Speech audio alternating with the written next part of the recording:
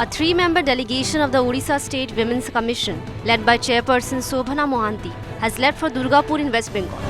The team is probing the alleged gang rape of a second-year Odia medical student from Baleswar. The commission will visit the hospital where the survivor is undergoing treatment and assess the progress of the police investigation.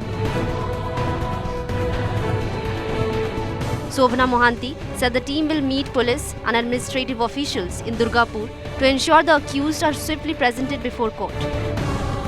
She added that the commission will verify whether the West Bengal government is providing the same level of medical priority that Odisha would have extended in such a case. The team will also meet the survivor's family and extend all possible support on behalf of the state.